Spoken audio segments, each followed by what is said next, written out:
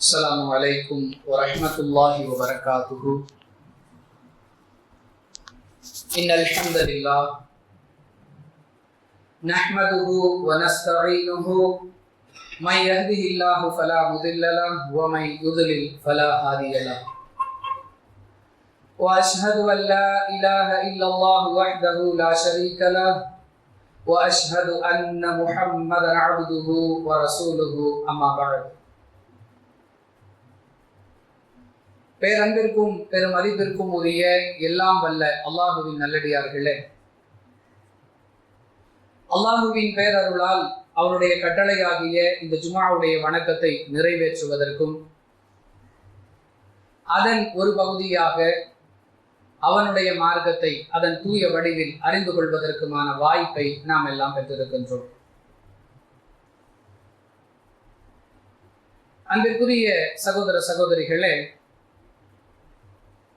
ரசூலுல்லாஹி ஸல்லல்லாஹு அலைஹி வஸல்லம் அவர்கள் இரண்டு விதமான தலைமைகளுக்கு சொந்தக்காரர்களாக இருந்தும் தன்னுடைய வாழ்வை எந்த அளவிற்கு எளிமையானதாக அமைத்துக் கொண்டார்கள் என்பதன் ஒரு பகுதியாக கடந்த வாரம் ரசூலுல்லாஹி ஸல்லல்லாஹு அலைஹி வஸல்லம் அவர்களுடைய உணர்வு தொடர்பான செயல்பாடுகள் எந்த அளவிற்கு எளிமையாக இருந்தன என்பது பற்றி எளிமையான தலைமை என்ற தொடரின் முதற் பகுதியாக சில தகவல்களை அறிந்து கொண்டோம். அல்ஹம்துலில்லாஹ்.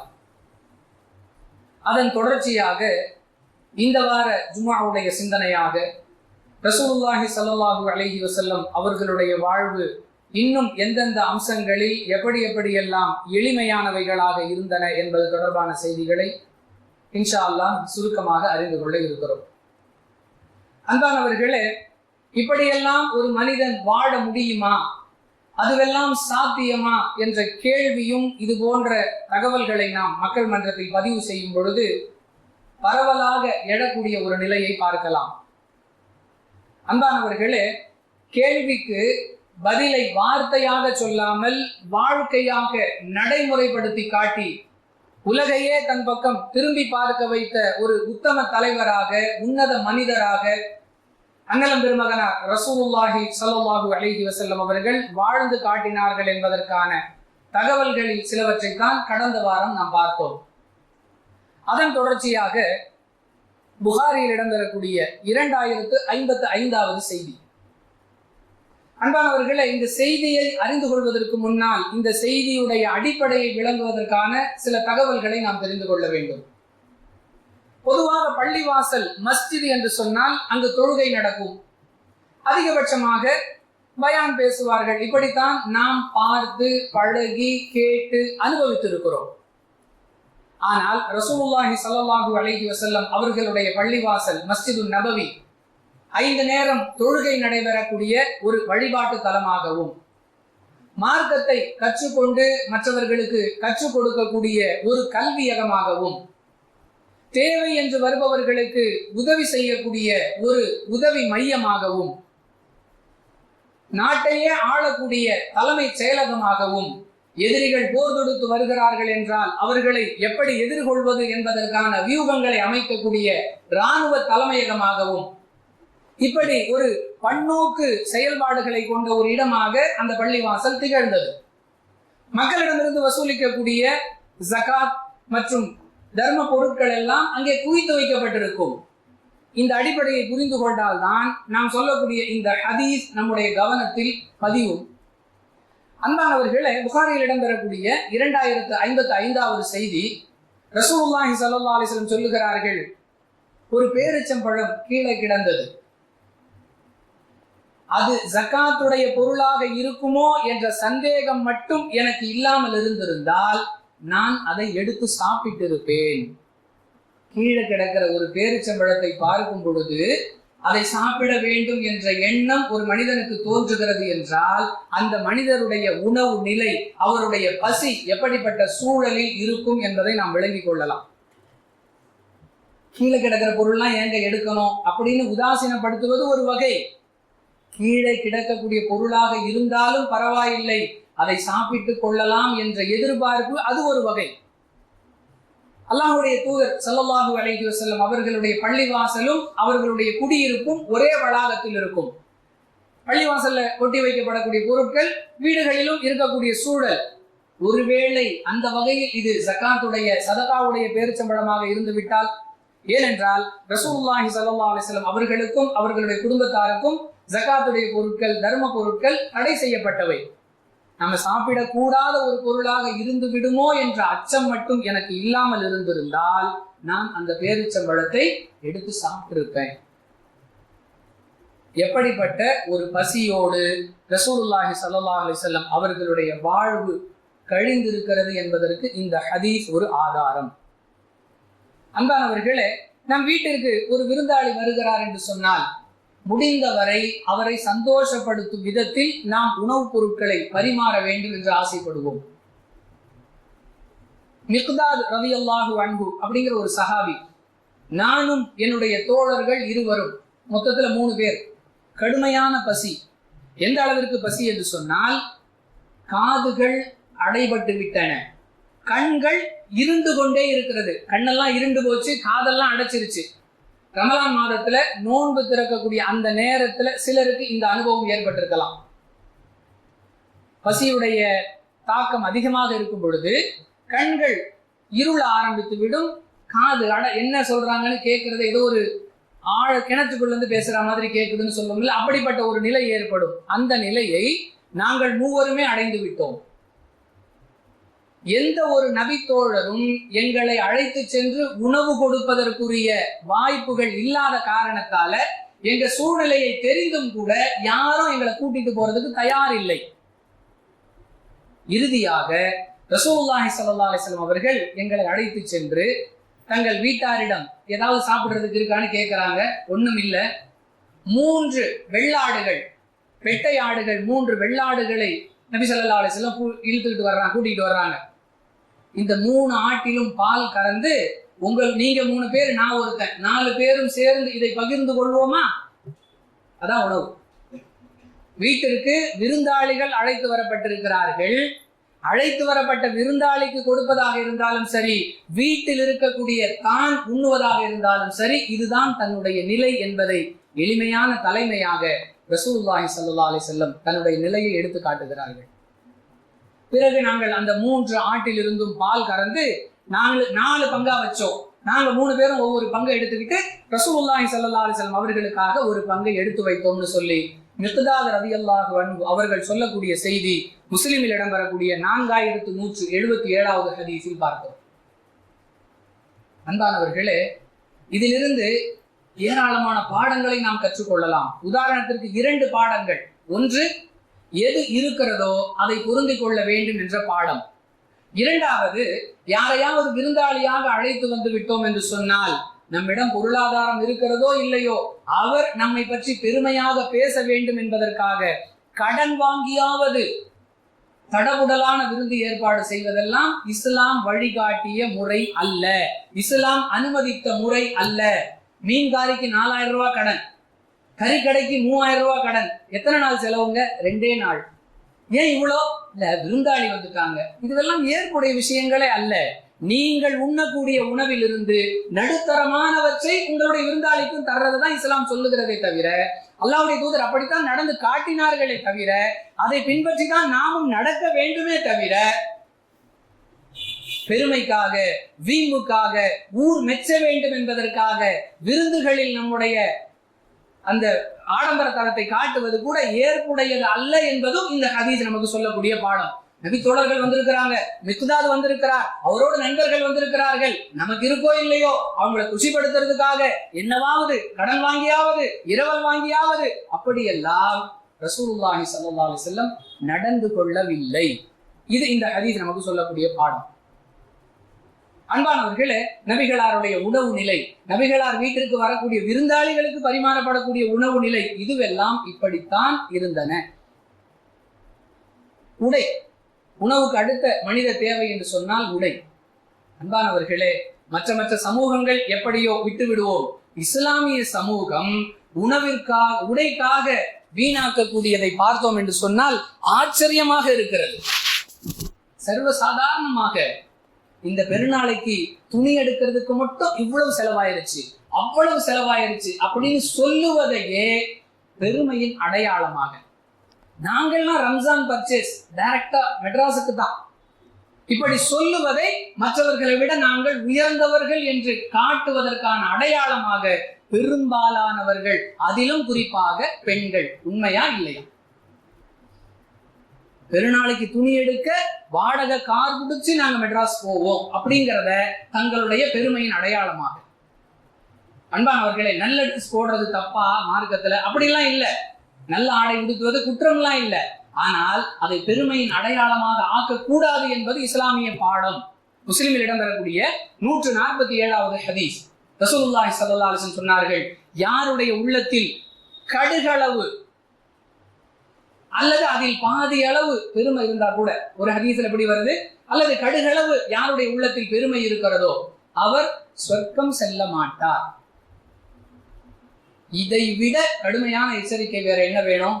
யாருடைய உள்ளத்துல கடுகளவு பெருமை இருக்குதோ அவர் பாவி, அவர் குற்றவாளி, அவர் நெட்டவாளி அப்படிலாம் சொல்லல ரசூலுல்லாஹி ஸல்லல்லாஹு அலைஹி வஸல்லம். சாப்டர் க்ளோஸ் சொல்லுவோம் இல்ல, யாருடைய உள்ளத்தில் கடுகளவு பெருமை இருக்கிறதோ அவர் சொர்க்கம் செல்ல மாட்டார். ஒரு நபித்தோழர் கேட்கிறார், யார சொல்லலாம், நல்ல ஆடைகளை உடுத்துவது, நல்ல காலணிகளை, நல்ல நல்ல டெக்கரேட்டிவான செப்பல் பயன்படுத்துறது, இதெல்லாம் குற்றமா? அல்லாஹ்வுடைய தூதர் சொன்னாங்க, அதெல்லாம் தப்பு இல்லை. நல்ல ஆடையை உடுத்துங்க, நல்ல காலணிகளை போடுங்க, அதெல்லாம் குற்றம் கிடையாது. ஆனால் மனிதனுக்கு இயல்பாகவே ஒரு குணம் என்ன தெரியுமா? என்னுடைய உடையை விட சற்று தரம் தாழ்ந்த உடையை ஒருவன் அணிந்திருக்கிறான் என்றால் அவனை எப்படியாவது இழிவுபடுத்தி விட வேண்டும். அப்பதான் மனசு அமைதி பெறும். இதெல்லாம் ஒரு ட்ரெஸ், இதெல்லாம் ஒரு சட்டை, இதெல்லாம் ஒரு கைலி, நாங்கள்லாம் பிராண்ட் கைலி தான் உடுத்துவோம், இப்படி சொல்லிவிட்டால் தான் அவருடைய மனம் அமைதி பெறும். இல்லைன்னா தலை வெடிச்சிடும்.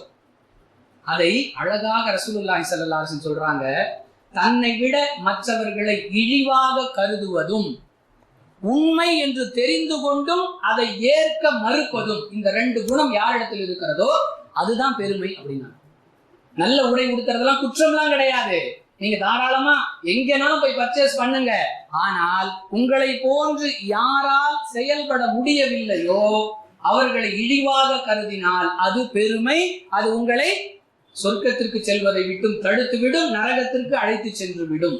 இது உடை சம்பந்தமாக நாம விளங்க வேண்டிய அடிப்படை. அல்லாஹ்வுடைய தூதருடைய உடை எப்படி இருந்தது? புகாரில் இடம்பெறக்கூடிய 63வது செய்தி, அனஸ் ரலியல்லாஹு அன்ஹு சொல்றாங்க, ஒரு மனிதர் இதுவரைக்கும் ரசூலுல்லாஹ் பார்த்ததில்லை, முதல் முறையாக அல்லாஹ்வின் தூதர் ஸல்லல்லாஹு அலைஹி வஸல்லம் அவர்களை சந்திப்பதற்காக வருகிறார். பள்ளிவாசலுக்குள் வந்து தன்னுடைய ஒட்டகத்தை ஒரு பக்கமா அப்படி கட்டி போட்டுட்டு அந்த மக்கள் கூடியிருந்த சபையை நோக்கி கேட்கிறார், ஐயுபு முஹம்மத், உங்கள முஹம்மதுங்கிறவர் யாரு?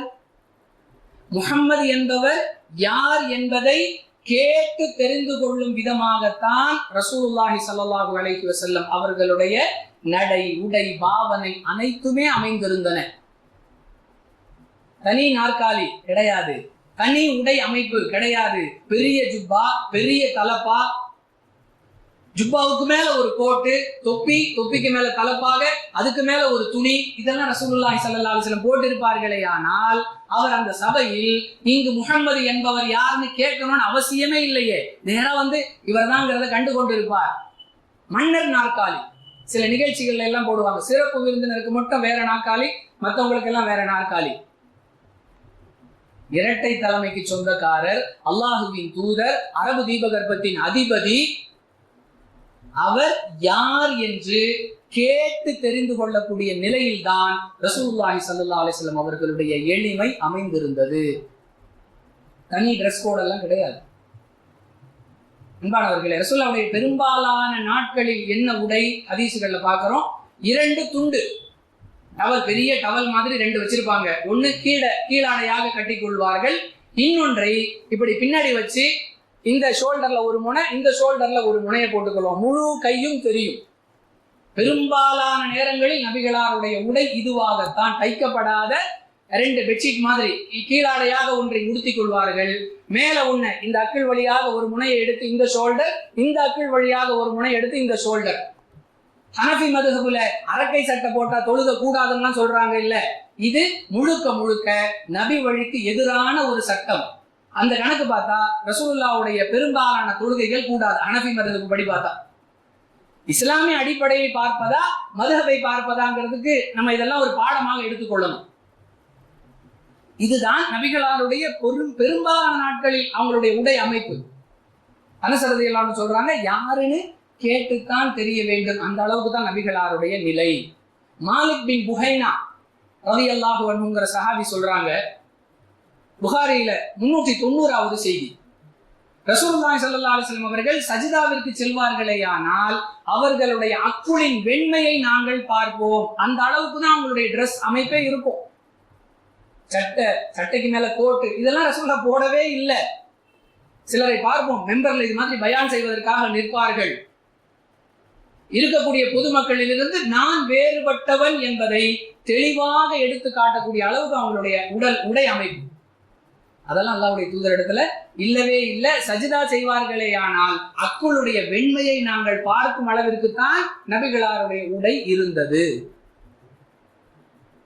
அன்பானவர்களே, புகாரில பார்க்கக்கூடிய 1277வது செய்தி, சஅத் இப்னு ஸஹல் ரலியல்லாஹு அன்ஹு சொல்றாங்க, ஒரு பெண்மணி ரசூலுல்லாஹி ஸல்லல்லாஹு அலைஹி வஸல்லம் அவர்களிடம் வந்து ஒரு சால்வே, ஒரு துண்டு மாதிரி டவல் மாதிரியான ஒரு அமைப்புல உள்ள ஒரு உடையை கொண்டு வந்து, யார சொல்லலாம், இதை நான் என்னுடைய கையால் நெய்து கொண்டு வந்திருக்கிறேன், இதை நீங்கள் அணிந்து கொள்ள வேண்டும் என்பதற்காக உங்களுக்குரிய அன்பளிப்பாக கொண்டு வந்திருக்கிறேன். ஒரு குடிமகள் ஜனாதிபதிக்கு உதவி செய்யக்கூடிய நிலையில் தான் நபிகளாருடைய வாழ்க்கை உடை விஷயத்தில் எளிமையாக இருந்திருக்கிறது அப்படிங்கிறதுக்கு இந்த ஹதீஸ் ஆதாரம். தொடர்ந்து அந்த ஹதீஸ்ல பார்க்கிறோம், அல்லாஹ்வின் தூதர் ஸல்லல்லாஹு அலைஹி வஸல்லம் அவர்கள் அந்த ஆடையை பெற்றுக்கொள்ள வேண்டிய நிலையில் இருந்த காரணத்தால் அதை பெற்றுக்கொண்டார்கள். அந்த அம்மாவுடைய மனசு கோணக்கூடாது, ஆசையா கொண்டு வந்திருக்கிறாங்களே, இதெல்லாம் இரண்டாவது காரணம். அடிப்படை காரணம் என்ன? அந்த ஆடையை, அந்த சால்வையை பெற்றுக்கொள்ள வேண்டிய நிலையில் நபி ஸல்லல்லாஹு அலைஹி வஸல்லம் இருந்த காரணத்தால் அதை பெற்றுக்கொண்டார்கள். தன்னுடைய கீழாடையாக அதை உடுத்தியும் பயன்படுத்த ஆரம்பிச்சிட்டாங்க. உடனே ஒரு மனிதர் வர்றாரு, யார சொல்லலாம், ரொம்ப அழகா இருக்கு, எனக்கு கொடுத்துருங்களேன். மக்கள் எல்லாம் சத்தம் போட ஆரம்பிச்சிட்டாங்க. ரசூலுல்லாஹ்வுக்கு தேவை இருந்த காரணத்தால தானப்பா அதை வாங்கியிருக்கிறாங்க, கேட்டா மறுக்காம கொடுத்துருவாங்கங்கிற நபிகளாருடைய அந்த இயல்பை தெரிஞ்சுக்கிட்டு நீ கேட்கிறியே, இது சரியா அப்படின்னு மக்கள்லாம் அவரை திட்ட ஆரம்பிச்சிட்டாங்க. அந்த மனிதர் சொன்னார், நான் அந்த ட்ரெஸ் மேல உள்ள ஆசை அது எனக்கு வேணும், அந்த நோக்கத்துல நான் கேட்கல. சஅத் இப்னு ஸஹல் ரலியல்லாஹு அன்ஹு சொல்றாங்க, அந்த மனிதர் சொன்னார், எனக்கு ட்ரெஸ் இல்ல அதனால அது வேணும், அந்த நோக்கத்துல நான் கேட்கல, நபிகளார் உடுத்திய அந்த ஆடை எனக்கு கஃபனாக பயன்பட்டால் நன்றாக இருக்குமே என்பதற்காக கேட்டேன். ரசூலுல்லாஹ் உடுத்தின ட்ரெஸ்ல கஃபன் போட்டா மறுமையில வெற்றி, அந்த அர்த்தம்லாம் இந்த தவறான மூட நம்பிக்கைலாம் வந்துடக்கூடாது. நபிகளார் மீது உள்ள பிரியத்தின் காரணமா அவர் கேட்டிருக்கிறார்னு எடுத்துக்கிட்டோம்னா தான் சரி.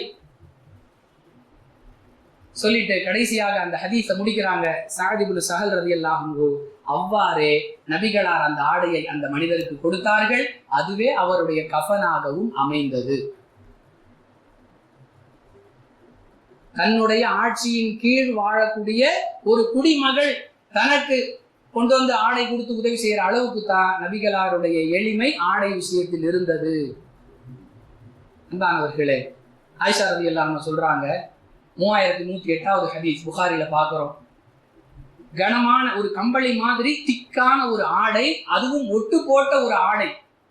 நபிகளாருடைய மரணத்துக்கு பிறகு மக்களுக்கு மத்தியில ஆயிஷா ரலியல்லாஹு அன்ஹா அவர்கள் அந்த ஆடையை கொண்டு வந்து காட்டுறாங்க, இது பாருங்க, இதுதான் உங்கள் தலைவர் ரசூலுல்லாஹி ஸல்லல்லாஹு அலைஹி வஸல்லம் அவர்கள் பயன்படுத்திய ஆடை.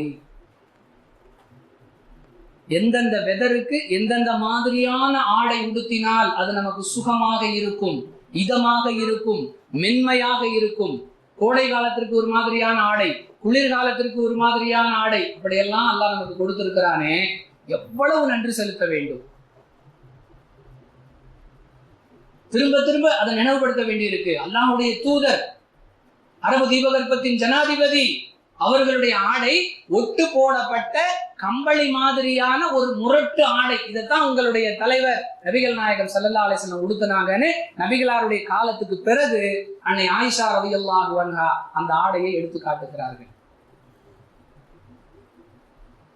அதுக்காக நாம அந்த மாதிரி இருக்கணுமா? அப்படி ரசூலுல்லாஹ் சொல்லல, நல்லபடியா உடுத்துங்க, உங்களை விட விலை குறைஞ்ச தரம் குறைஞ்ச ஆடையை உடுத்துறவனை பார்த்து மட்டமா நினைக்காதீங்க. அதுதான் மார்க்கம் நமக்கு சொல்லக்கூடிய பாடம், அறிவுரை.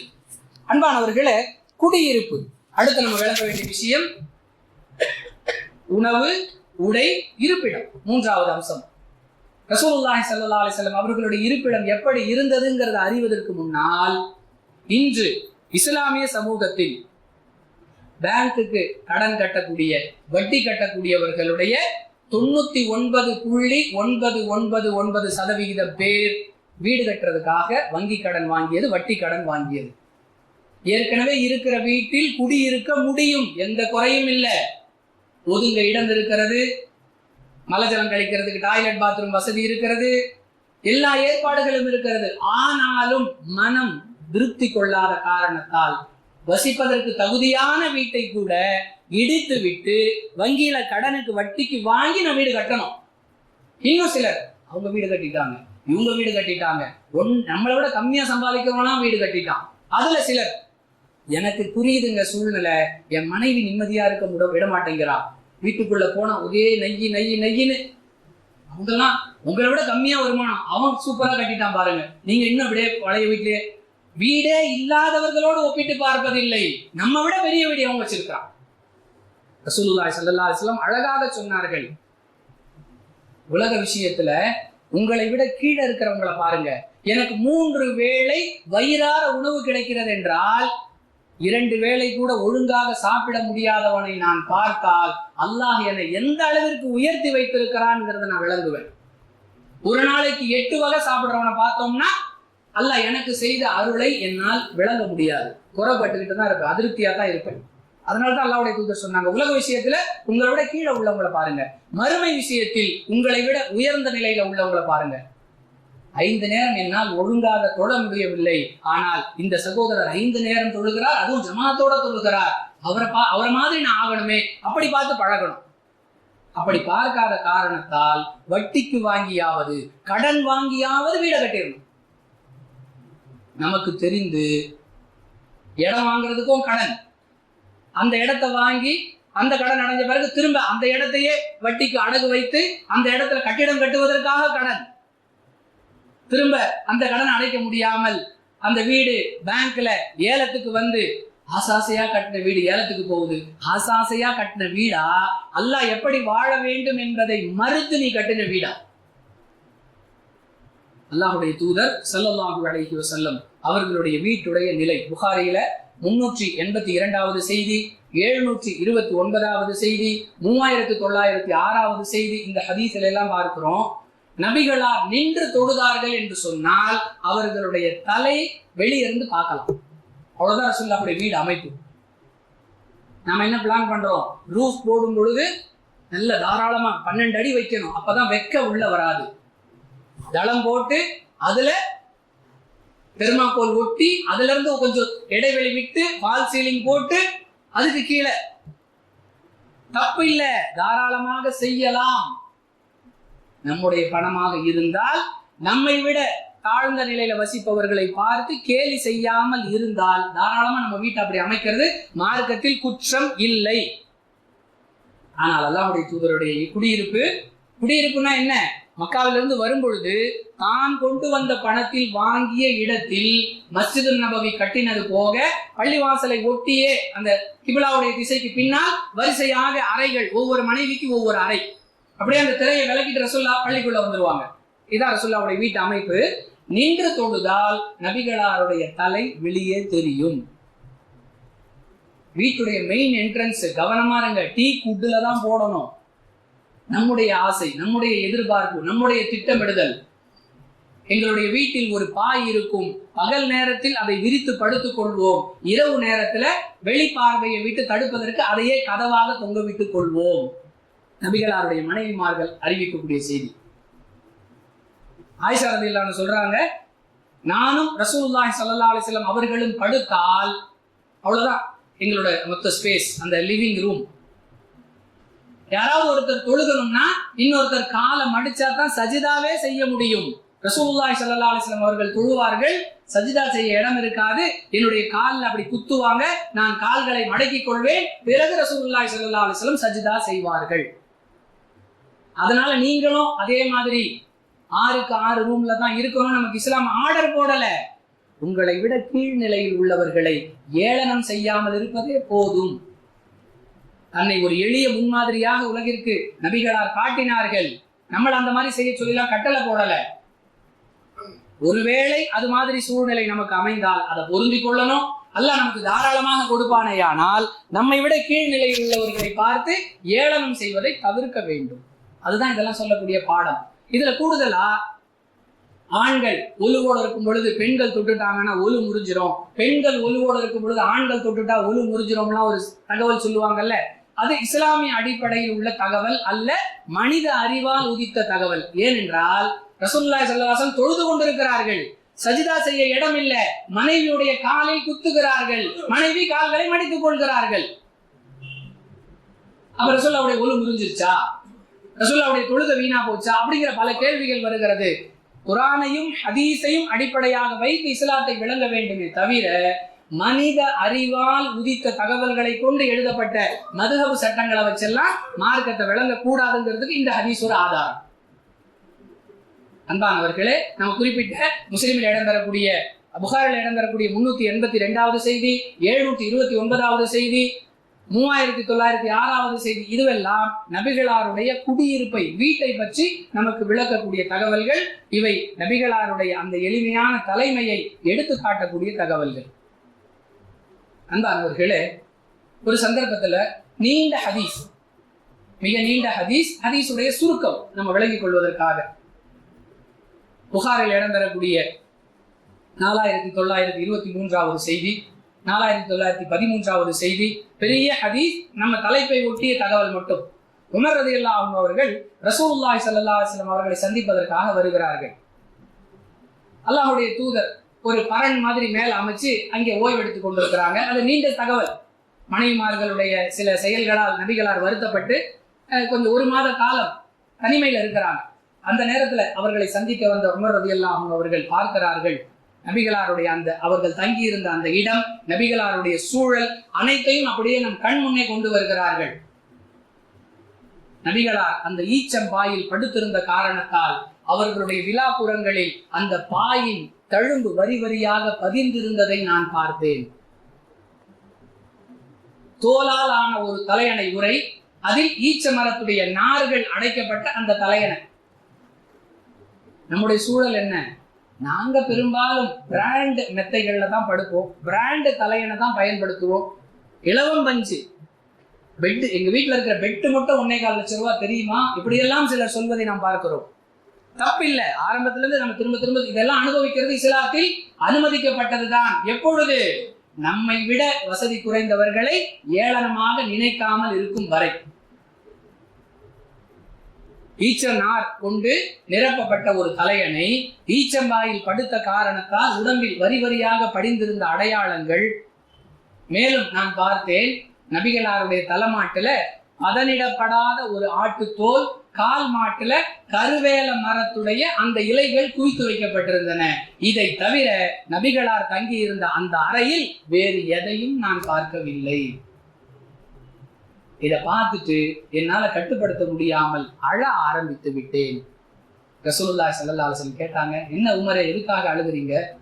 யா ரசூலல்லாஹ், ரோம பாரசீக மன்னர்கள் எல்லாம் இந்த உலக இன்பங்களில் திளைத்திருக்க அல்லாஹ்வுடைய தூதராகிய நீங்கள் இவ்வளவு சிரமப்படுறீங்களே. ரசூலுல்லாஹி ஸல்லல்லாஹு அலைஹி வஸல்லம் சொன்னார்கள், உமரே, அவர்களுக்கு இம்மையும் நமக்கு மறுமையும் என்பதை நீங்கள் அறியவில்லையா?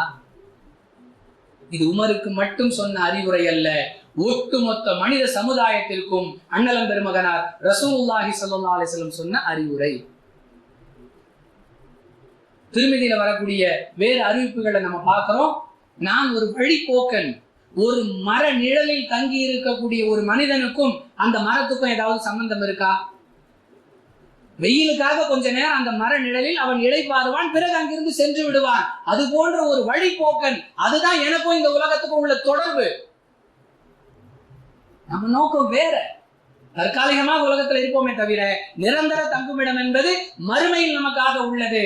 அதுக்கான கவனத்துல நாம் இருக்கணுமே தவிர இங்க பெருசா நம்ம கவலைப்பட தேவையில்லைங்கிறத மிக அழகாக ரசூலுல்லாஹி ஸல்லல்லாஹு அலைஹி வஸல்லம் பாடம் நடத்துகிறார்கள். அன்பானவர்களே, என்ன விட்டுட்டு போனாங்க? நபிகளார் விட்டு சென்ற சொத்து என்ன? 4461வது செய்தி புகாரியில அல்லாஹ்வின் தூதர் ஸல்லல்லாஹு அலைஹி வஸல்லம் அவர்கள் மரணித்த பொழுது இந்த உலகத்தில் தங்க காசுகளையோ வெள்ளி காசுகளையோ அடிமைகளையோ அடிமை பெண்களையோ எந்த சொத்து செல்வங்களையும் விட்டு செல்லவில்லை. வெள்ளை நிற கோவேரி கழுதை ஒன்று, போர்க்களத்தில் அவர்கள் பயன்படுத்திய தளவாடங்கள் தன்னுடைய மரணத்திற்கு பிறகு தர்மமாக்கப்பட வேண்டும் என்ற நிலையில் விட்டு சென்ற ஒரு நிலம். இதை தவிர அல்லாஹ்வின் தூதர் ஸல்லல்லாஹு அலைஹி வஸல்லம் வேறு எதையுமே விட்டுட்டு போகல. அது மட்டும் இல்ல, 4406வது ஹதீஸ், 4036வது ஹதீஸ் புகாரியில அல்லாஹ்வுடைய தூதர் சொல்றாங்க, எந்த இறை தூதருக்கும் எவரும் அவருடைய சொத்து செல்வங்களில் வாரிசாக மாட்டார்கள். நபிமார்கள் மரணிச்சிட்டாங்கன்னா அவங்க விட்டுட்டு போன சொத்துக்கள்ல யாரும் வாரிசுரிமை கொண்டாட முடியாது. அவசியமான உணவு தேவைகளுக்காக மனைவிமார்களுக்கென்று ஒதுக்கப்பட்ட அந்த செல்வத்தை தவிர, ஒரு குறிப்பிட்ட கணக்கு, குறைந்த அளவில் அடிப்படையான உணவு தேவைக்கு மனைவிமார்களுக்கு கொடுக்கணுங்கிற அந்த பொருளாதாரத்தை தவிர நபிமார்கள் விட்டு சென்ற எந்த சொத்து செல்வத்திலும் யாரும் உரிமை கொண்டாடக்கூடாது, உரிமை கொண்டாட முடியாதுன்னு அல்லாஹ்வுடைய தூதர் சொல்லிட்டு போயிட்டாங்க. நிறைய பேருக்கு கேள்வி, இது சரியா? நம்மளுக்கெல்லாம் அறிவுரை சொன்னாங்களே, உங்க வாரிசுகள் மற்றவர்களிடத்துல கையேந்தும்படி நீங்கள் விட்டு செல்லாதீங்க, கண்ணிறைவாக விட்டு செல்லுங்கள்னு நமக்கு அறிவுரை சொல்லிட்டு நபி ஸல்லல்லாஹு அலைஹி வஸல்லம் மட்டும், நபிமார்கள் மட்டும் இப்படி யாருமே எங்களுக்கு வாரிசு கிடையாதுன்னு சொல்றாங்களே, இது சரியா? சில கேள்விகள்லாம் வரும். அன்பானவர்களே, இறைவன் இறை தூதர்களுக்கென்று சில தனிப்பட்ட சட்டங்களை அமைத்திருக்கிறான். அப்படி புரிஞ்சுக்கிட்டோம்னா குழப்பம் இல்லை. நம்ம அறிவை கொண்டெல்லாம் அதை ஆராய்ச்சி செய்ய தேவையில்லை.